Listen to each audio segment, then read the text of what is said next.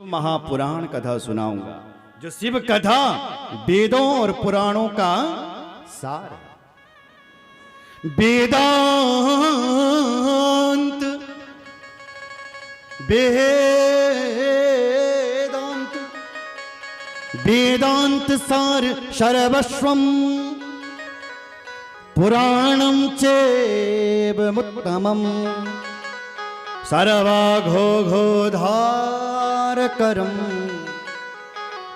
परत्रा परमार्थदम। ये शिव पुराण कोई साधारण नहीं है। वेदांत सार सर्वस्वम, हमारे सारे वेदों और पुराणों का सार। इसलिए पुराणम चैवमुत्तमम, सर्वश्रेष्ठ पुराण है। जितने भी शास्त्र हैं, ये शास्त्र तभी तक अपने आप में गर्जना करते हैं जब तक शिव पुराण का उदय नहीं हुआ। लेकिन जब शिव पुराण का उदय हो जाता है तो सारे शास्त्र पीछे छूट जाते हैं। सारे तीर्थ तभी तक गर्जना करते हैं जब तक शिव पुराण का उदय नहीं हुआ। लेकिन जब शिव पुराण का उदय हो जाता है तो ये जो शिव जी की कथा है ना, ये उस जगह को तीर्थ बना देती है। बोलो जय श्री राम।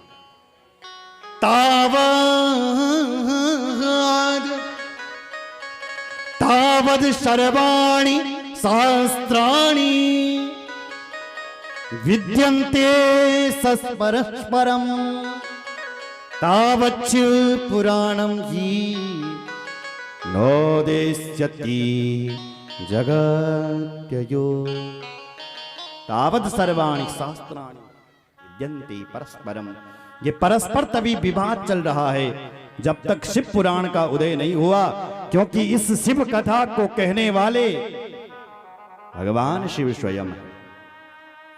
जब शिवजी ने इस कथा को कहा था तो इसमें 1,00,000 श्लोक थे और 12 संहिताएं थी।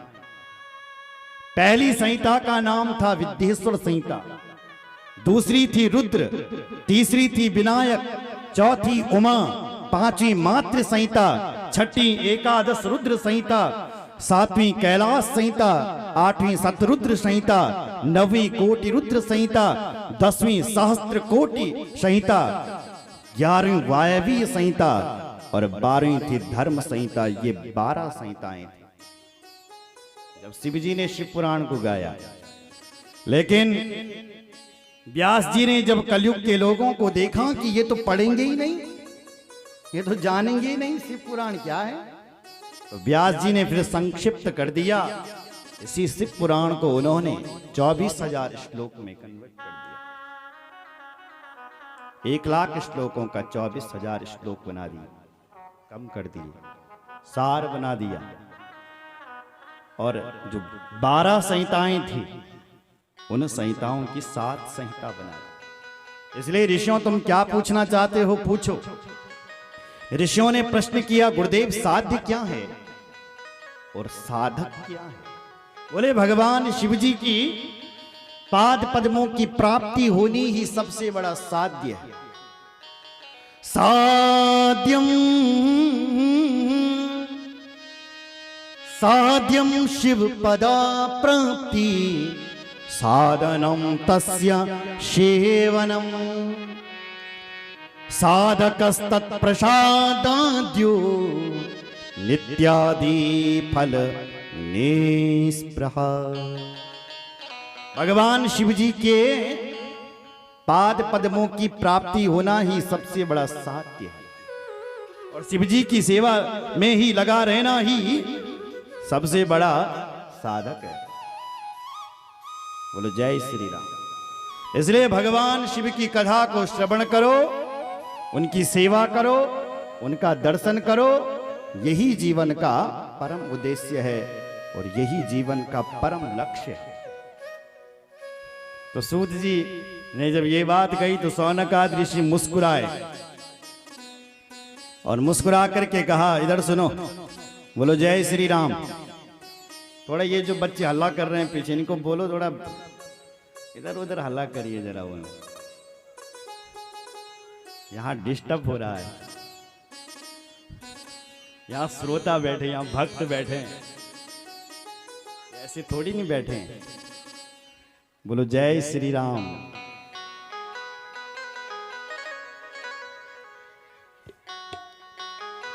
इसलिए महाराज क्या करें व्यक्ति? बोले भगवान शिव की साधना करें, यही परम लक्ष्य है। सत्संगमेन भवति श्रवणं पुरस्तात् संकीर्तनं पशुपते रथतं दृढ़ं स्यात् सर्वोत्तमं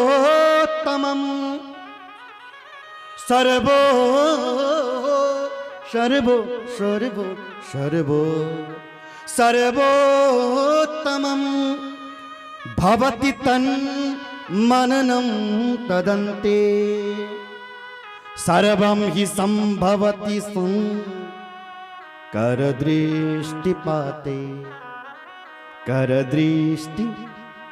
करदृष्टिपाते। हे ऋषियों, सर्व शिवजी को पाने के लिए सर्व पहला जो प्रथम है वो है सत्संग। बोलो जय श्री राम।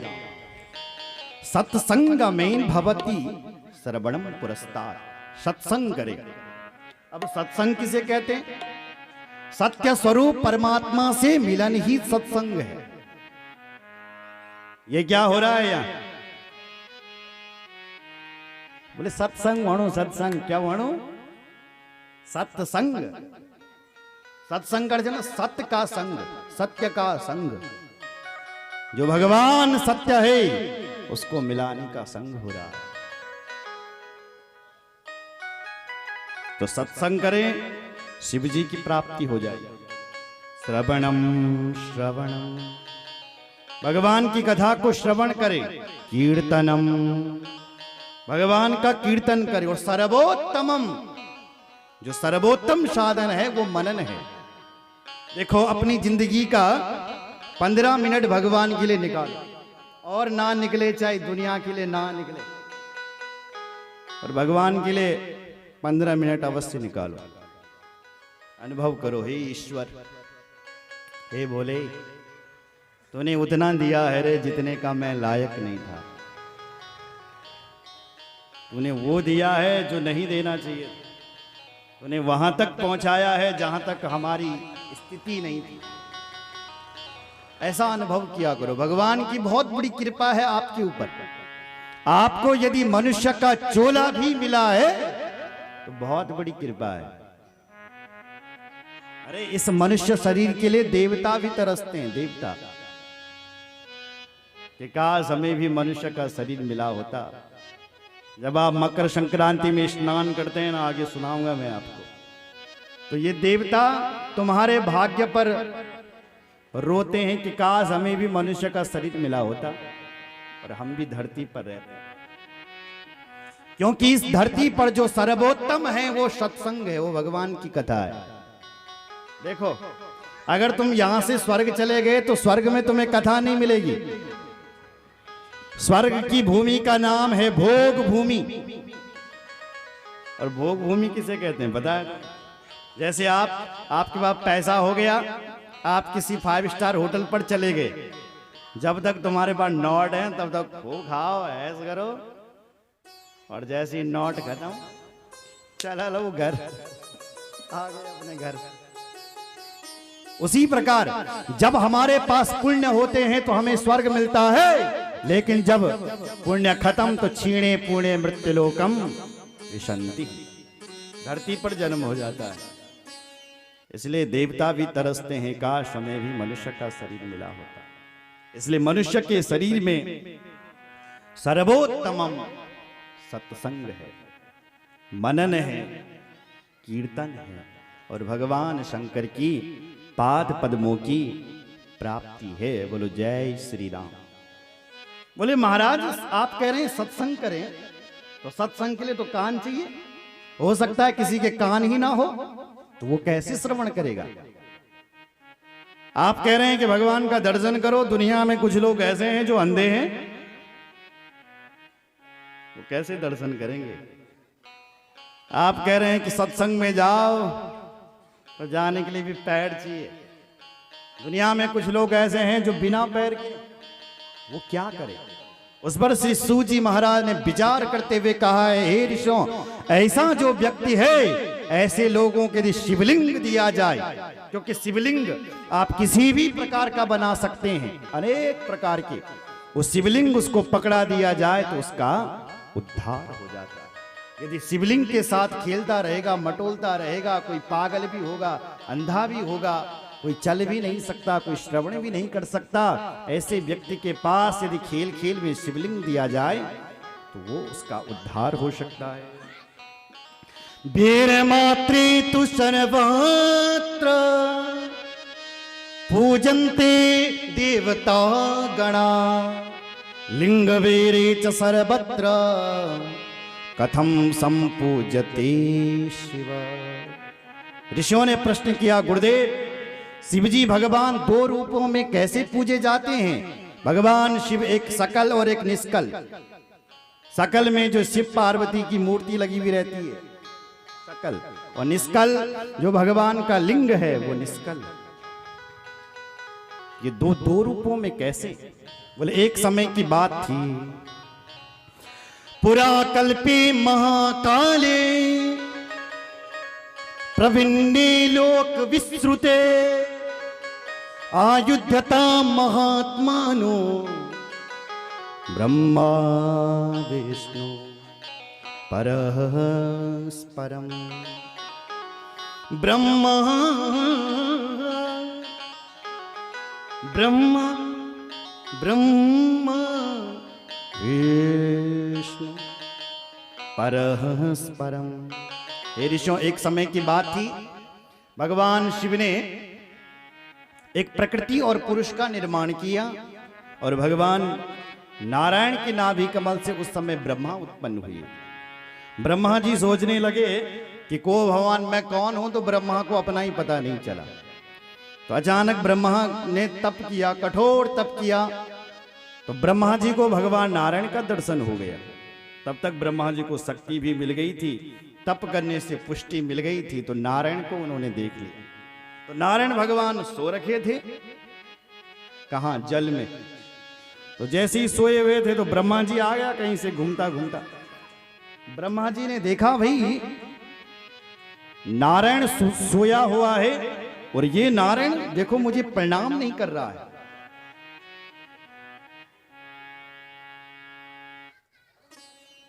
प्रणाम नहीं कर रहा। तो ब्रह्मा जी को क्रोध आ गया। तो ब्रह्मा जी क्रोध में बोल पड़े, दुष्ट नारायण को, मैं तेरा बाप आ गया और तू अपने बाप को देख करके खड़ा नहीं हो रहा है। दुष्ट, तुझे पता होना चाहिए, आगतम गुरु माराध्यम दृष्ट्वा यो दृप्त वच्चरे, द्रोहिणस्तस्य मूढ़स्य प्रायश्चित्तम विधीयते। विधीयते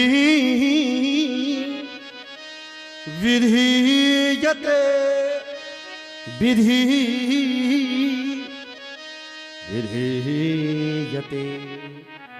ब्रह्मा जी बोला, ए मूढ़, तुझे पता होना चाहिए कि आगतम गुरु माराध्यम, यदि कोई अपने से बड़ा आ जाए तो छोटे को खड़े होकर के स्वागत करना चाहिए रे, तुझे पता होना चाहिए रे। और तेरा बाप आया है, तेरा बाप, और तू अपने बाप को देख करके खड़ा नहीं हो रहा है। दृष्टम, तुझे दिखाई भी दे गया फिर भी तू खड़ा नहीं हो रहा है, मूढ़ है, तुझे प्रायश्चित करना चाहिए। कौन कह रहा है? ब्रह्मा कह रहा है। भगवान नारायण थोड़ा मुस्कुराए, और भगवान देख रहे हैं कि जब कोई ऐसा बोले ना तुम्हारे तो मुस्कुराना चाहिए, बोले हंसना चाहिए थोड़ा। बोलो जय श्री राम। भगवान बोले, अरे ब्रह्मा, मैं तेरा बेटा हूं, क्यों उल्टी गंगा बहा रहा है रे? मैं तेरा बेटा नहीं, तू मेरा बेटा है, क्योंकि मन्ना भी कमला जाता पुत्रस्त्वं भाषसे वृथा मन्ना भी कमला जाता पुत्रस्त्वं भाषसे वृथा। देख भाई ब्रह्मा, मेरी नाभि से कमल उत्पन्न हुआ और कमल से तू उत्पन्न हुआ, इसलिए तू मेरा बेटा है कि नहीं है? देख, मैं तेरा बेटा नहीं हूं, तू मेरा बेटा है। भगवान नारायण ने ऐसा कहा। ब्रह्मा जी कहने लगे, नहीं, मैं किसी का बेटा नहीं हो सकता। भगवान बोले, उल्टी गंगा मत बहा, खाएगा यहां 2 थप्पड़ मेरे। हट। जैसी ब्रह्मा के लिए ये कहना हुआ कि 2 थप्पड़, ब्रह्मा जी भी क्रोध में आ गए। ब्रह्मा बोले, अपने बाप के साथ युद्ध कर मेरे साथ। तो भगवान ने कहा, ठीक है, युद्ध कर ले भैया। तो दोनों, नारायण का और ब्रह्मा जी का युद्ध होने लग गया भयंकर।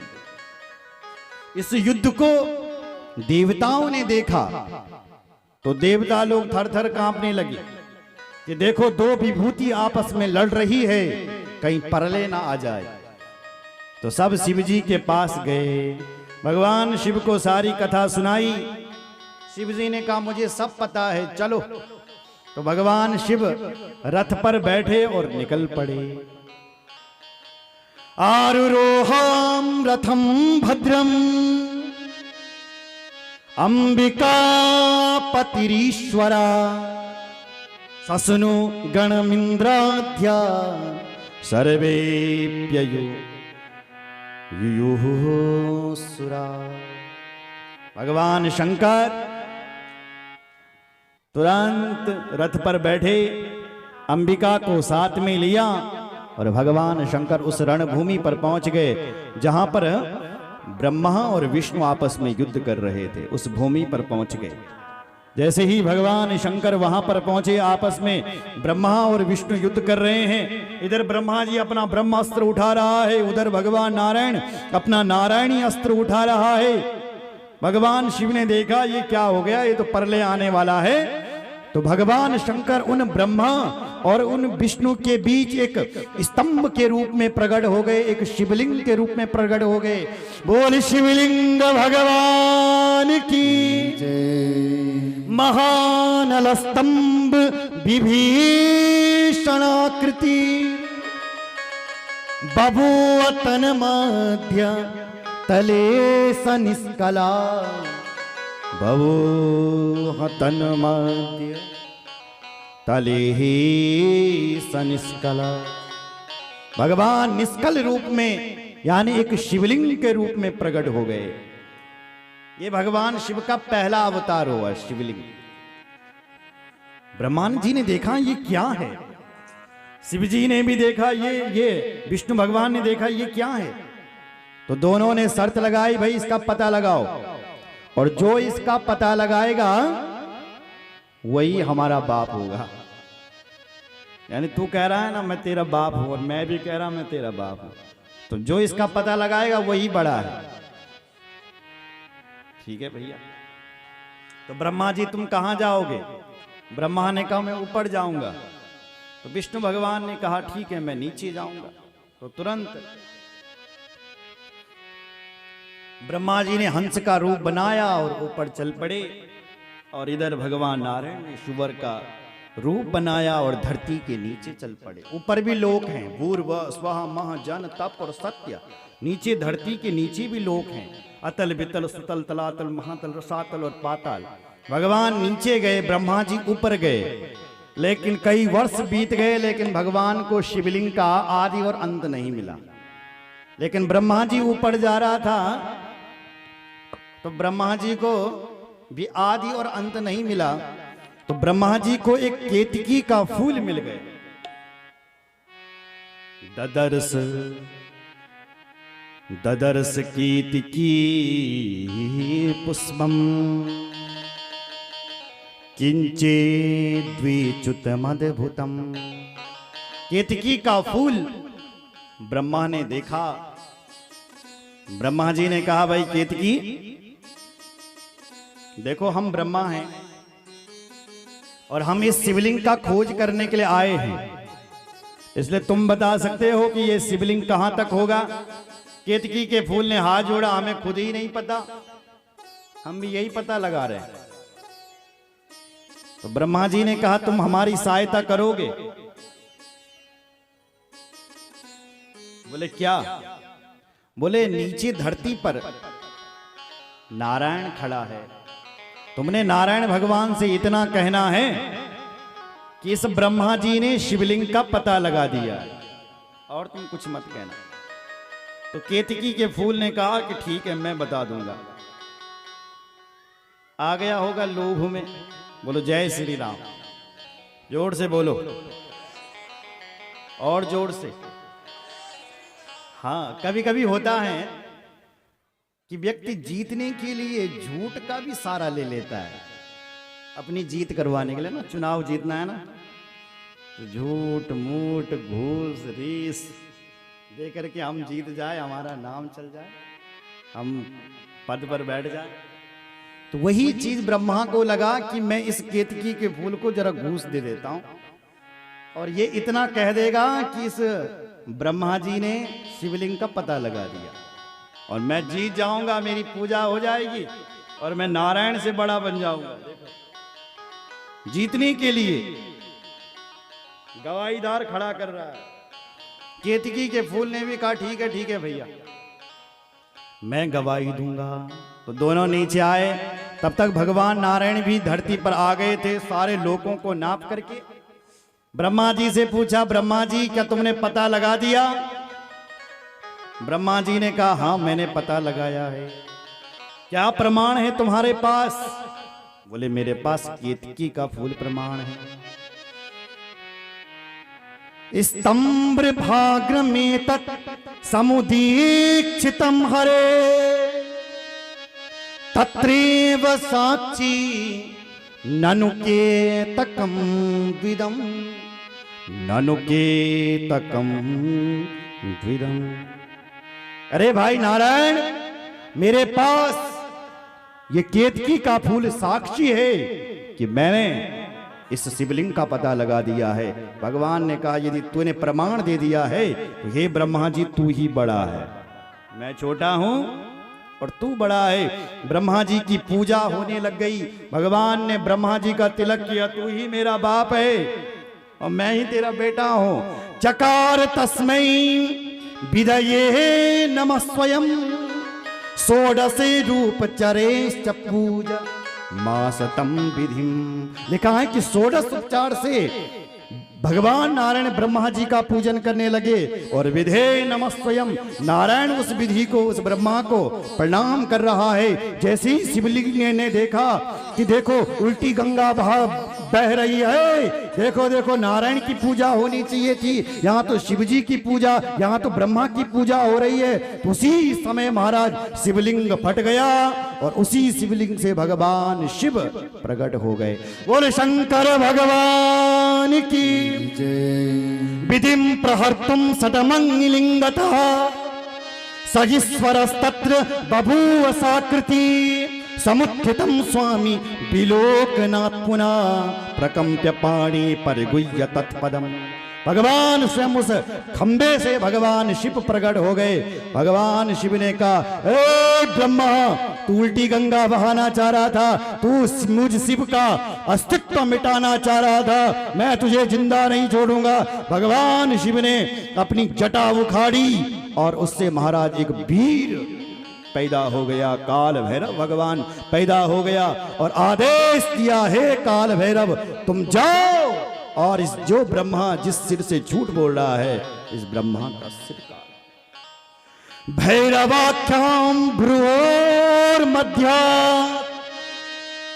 ब्रह्म दर्प जिघांसयो।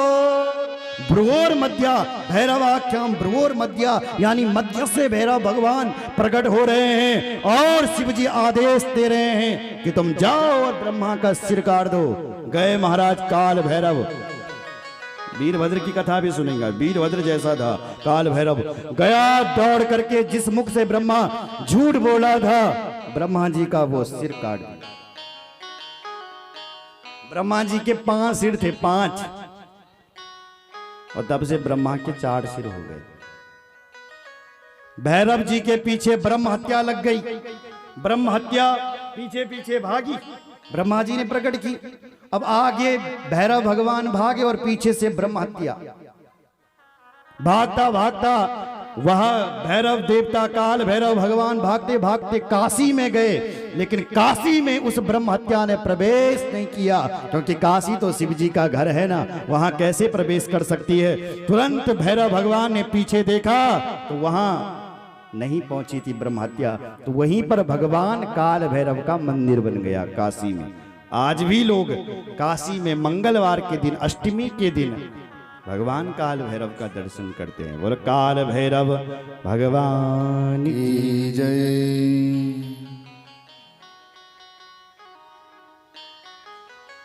भगवान बोले ब्रह्मा, तूने झूठ बोला, तूने जीतने के लिए झूठ बोला है, तूने अपनी पूजा करवाने के लिए झूठ बोला है।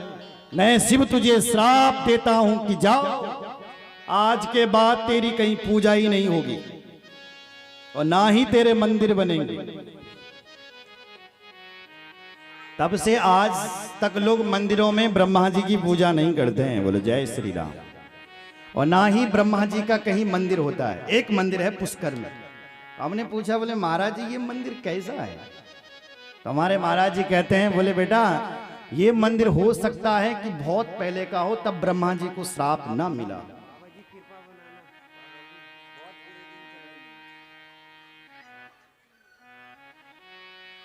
बहुत पहले का हो। आज भी कोई ब्रह्मा का मंदिर बनाने की कोशिश करता है तो कहते हैं वो जिंदा नहीं रहता है।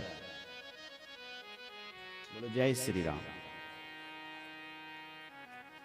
इसलिए लोग ब्रह्मा जी का मंदिर ही नहीं बनाते, भगवान शिव का मंदिर।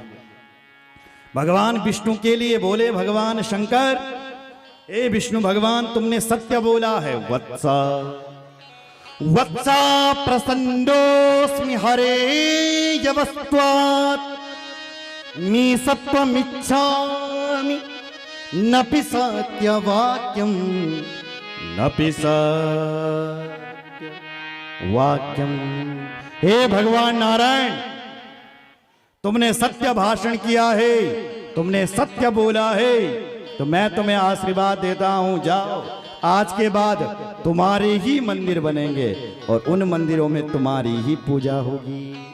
जैसी मेरी पूजा होती है हे नारायण, ऐसी ही तुम्हारी पूजा होगी। इतः परम ते पृथगात्मनश्च क्षेत्र प्रतिष्ठो शव पूजनम च। क्षेत्र क्षेत्र क्षेत्र प्रतिष्ठो शव पूजनम च।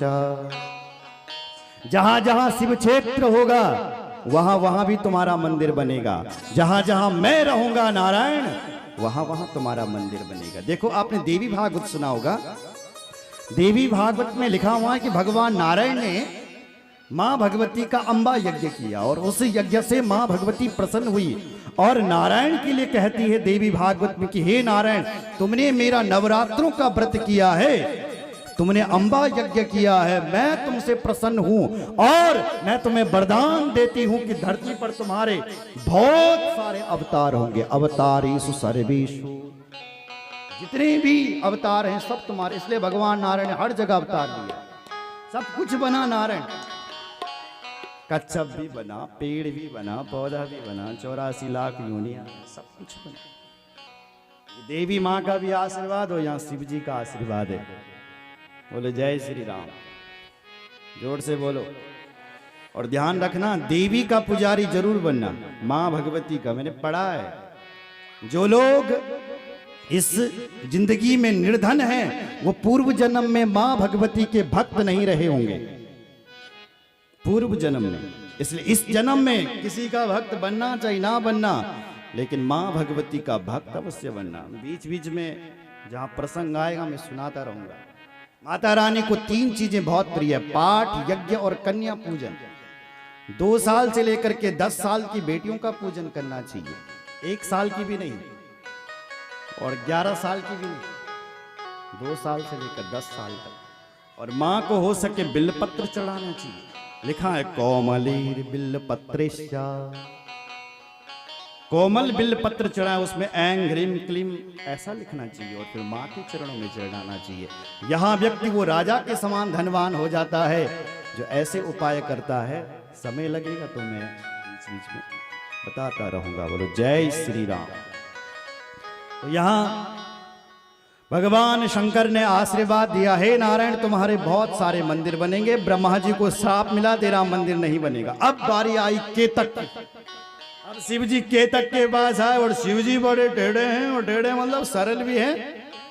शिव जी बोला भी है, और कालम महाकाल कालम कृपालम, ये कालों के तो महाकाल भी हैं भैया। क्रोध आता है शिव जी को तो सब कुछ उड़ा देता है। सुनेंगे आप वीरभद्र की कहानी। बोलो जय श्री राम। शिव जी ने केतकी को देखा, केतक मैं तुझे इतना प्रेम करता था, तूने उसी थाली पे खाया, उसी में तुझे तूने छेद किया, मैं तुझे छोड़ूंगा नहीं। भगवान शंकर बोले, रे रे केतक दुष्टस्तम सतडू दूर मितो प्रजा ममापि प्रेम ते पुष्पे मां भूत पूजा स्वति ही परम। रे केतक दुष्टस्तम, हे केतकी का फूल, तू बड़ा दुष्ट है, तू बड़ा दुष्ट है। मैं तुझसे कितना प्रेम करता था, फिर भी तूने मेरे साथ विश्वासघात किया है। रे मैं तुझे श्राप देता हूं, आज के बाद तो मेरी पूजा में नहीं लगेगा, और जो भक्त तुझे मुझे चढ़ाएगा ना वो निर्धन हो जाएगा, दरिद्र हो जाएगा। केतक थर थर कांपने लगा। यूं शिव जी बचा दे, हाथ जोड़ने लगा शिव जी की, बाबा बाबा बाबा ऐसा बोला होगा, बोला है ना, बाबा ध्यान रखो। नमस्ते नाथ में जन्म निष्फलम भव दाग्यया सफलम क्रियते तात क्षम्यता में मम किलम। ए भगवान शंकर मुझे क्षमा करें, मुझसे गलती हो गई है, गलती हो गई है, गलती हो गई है। केतकी का फूल जब बार बार चढ़ों में गिड़गिड़ाया तो भगवान शंकर दयालु भी हैं, आशुतोष इनका नाम है। बाबा शंकर प्रसन्न हो गया। शंकर जी बोला, बेटा मैं खुश हूं, बस हो गया, हो गया, कोई बात नहीं, तू जैसा भी अपना ही, तेरे तूने गलती कर दी ना, कोई बात नहीं, मैं तुझे अपने ऊपर तो धारण नहीं करूंगा क्योंकि मैंने तुझे श्राप दे दिया। पर यदि कोई भक्त मेरा मंडप बना रहा हो या मेरे शिवजी के मंदिर को सजा रहा हो, उस समय यदि कोई तुझे मेरे मंदिर के ऊपर या मेरे मंडप के ऊपर चढ़ाएगा, उस समय मैं तुझे स्वीकार करूंगा। जय श्री राम। इसलिए केतकी का फूल शिवजी के ऊपर नहीं, शिवजी के मंडप के ऊपर या मंदिर के ऊपर चढ़ाना चाहिए, सजाना चाहिए। बोलो जय श्री राम। मदीयास्तम धरिष्यन्ति जन्मते सफलम तथा त्वं वेबितान व्याजेन ममो परि भविष्यति। मैं तुझे स्वीकार करूंगा। भगवान नारायण ने हाथ जोड़ा, प्रभु आपने सब पर दया दिखा दी, इस ब्रह्मा पर भी दया करो, ये भी तो अपना ही बेटा है ना, इस ब्रह्मा जी को माफ कर दो। भगवान शंकर बोले, जब माफ कर दिया, वो इसको स्थान दो। भगवान कहते हैं, ब्रह्मा जी तेरे मंदिर तो नहीं बनेंगे, पर जहां भी यज्ञ होगा सबसे पहले ब्रह्मा तुझे स्थान दिया जाएगा। जिस यज्ञ में ब्रह्मा को स्थान नहीं दिया जाएगा, उस यज्ञ को हम कोई भी देवता स्वीकार नहीं करेंगे। इसलिए जब यज्ञ होता है ना, तो उसमें दो रहते हैं, एक आचार्य और एक ब्रह्मा। और ब्रह्मा का आसन पहले, अग्निर दक्षिण तो ब्रह्मासन, अग्नि की और दक्षिण की ओर ब्रह्मा जी का आसन लगाना चाहिए। जो लोग ब्रह्मा का भाग नहीं रखते हैं, ब्रह्मा जी का आसन नहीं लगाते हैं, ऐसे लोगों का यज्ञ करने का पुण्य नहीं मिलता है। जरूरी है ब्रह्मा का आसन। बोलो जय श्री राम।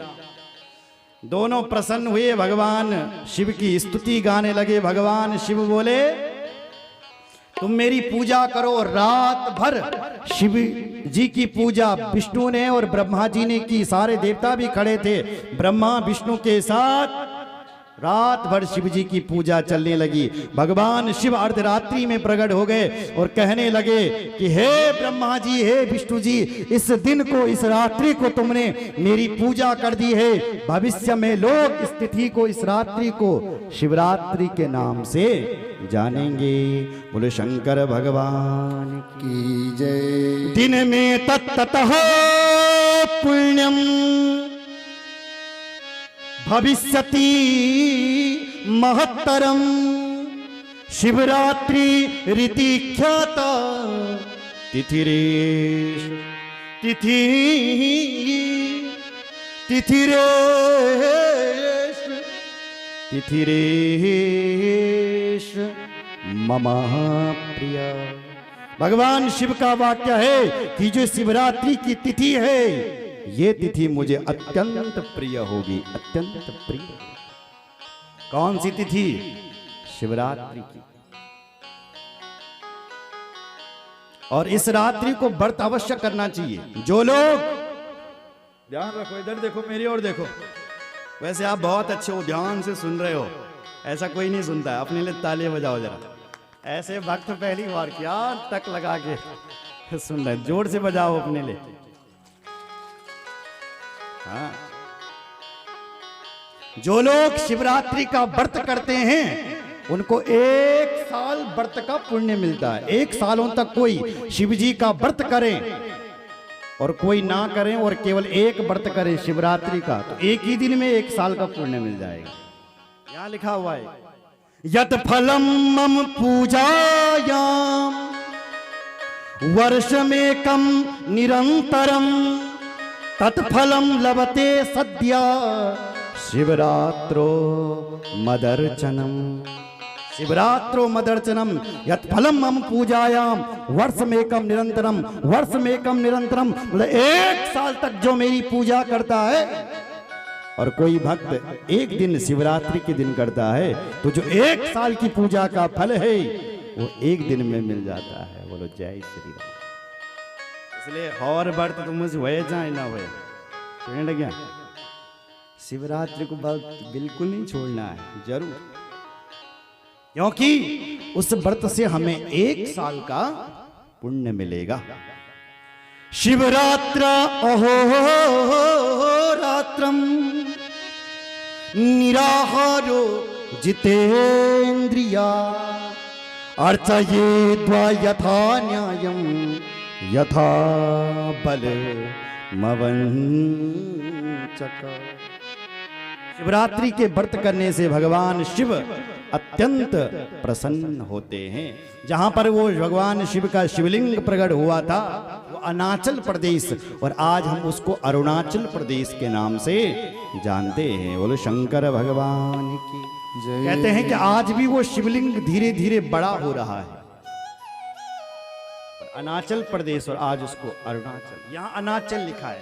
अनाचल अनाचल अनाचल संकाशम यदिदम लिंग मुत्थितम अरुणाचल मित्येवा तदिदम ख्याति मिष्यति। आज उस अरुणाचल की भूमि में भगवान शिव प्रकट हुए और धीरे धीरे बढ़ते जाते हैं, और आज हम उसको अरुणाचल कहते हैं। कहते हैं वहां के मरने वाले लोगों की मुक्ति हो जाती है। कीट पतंग मच्छर जो भी मरे उस क्षेत्र में मुक्ति हो जाती है। जैसे आगे आप सुनेंगे, आपको मैं केदारनाथ की कथा सुनाऊंगा। भगवान शिव के जो 12 ज्योतिर्लिंग है ना, उनमें से 5 नंबर का केदारनाथ। तो जब आप उसकी कथा सुनेंगे भगवान केदारनाथ की, तो हम सब उत्तराखंड वासी जितने भी मरते हैं सब शिवधाम को जाते हैं। यहाँ का तो कोई जल भी पीता है तो वो भी मुक्त हो जाता है। पिबताम मुदकम पित्वा। केदारनाथ जाते हुए कोई अपने प्राणों को भी त्यागता है तो वो भी मुक्त हो जाता है। दर्शन की तो बात छोड़ दो, रास्ते में पानी भी पी ले केदारनाथ का तो वो मुक्त हो जाता है। बोलो जय श्री राम, जोर से बोलो, बोलो शंकर भगवान की जय। आगे बहुत सारी कथाएं हैं, कल हम सुनेंगे सदाचार किसे कहते हैं, दान किसे कहते हैं, भगवान की बिलपत्र की महिमा क्या है, बिल वृक्ष की महिमा क्या है, और रुद्राक्ष की महिमा क्या है, शिव नाम की महिमा क्या है, भगवान शिव त्रिपुंड धारण क्यों करते हैं, ये बहुत सारी कथाएं हम कल सुनेंगे। आज वाणी को यहीं पर विराम देते हैं, शेष चर्चा कल करेंगे। बोल शंकर भगवान की हर हर महादेव। और एक विशेष सूचना, थोड़ा इस कथा का थोड़ा प्रचार प्रसार करना, थोड़ा लोग और आने चाहिए। हम टेंट और बढ़ा देंगे, जितना चाहिएगा ना बढ़ा देंगे, कोई दिक्कत नहीं। लोगों से कह देना कि थोड़ा बहुत अच्छी कथा मांगनी, थोड़ा झूठ बोल देना हमारे बारे में तो आपको भी पुण्य मिलेगा। जैसे बीमा कंपनी के एजेंटों को से मिले हो, जो लोग बीमा करवाते हैं, LIC घर घर में जाकर के बीमा करवाते हैं और क्या कहते हैं, तुम्हारा भला होगा, बोनस भी मिलेगा, क्या क्या कहते हैं। अब उनसे पूछ लिया, भला तो मेरा होगा, तुम्हारा क्या होगा।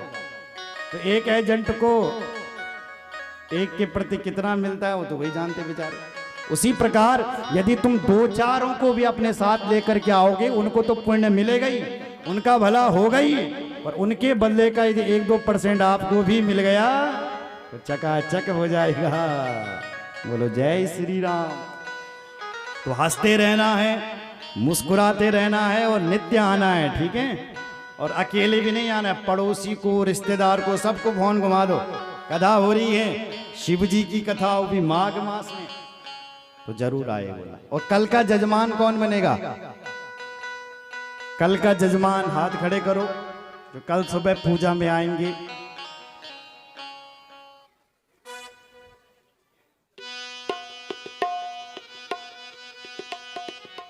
है कोई मातृशक्ति जो कल, अच्छा सुशीला जी,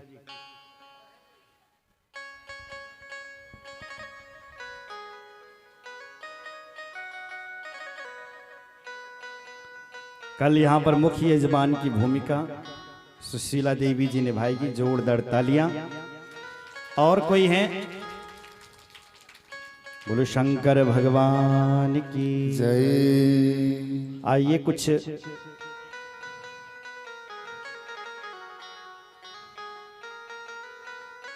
अब डोली नृत्य होगा, क्योंकि डोली नृत्य का समय हो गया है। कथा थोड़ा लेट तक चल गई है, माफ करें हमें। अब डोली नृत्य होगा, आरती होगी।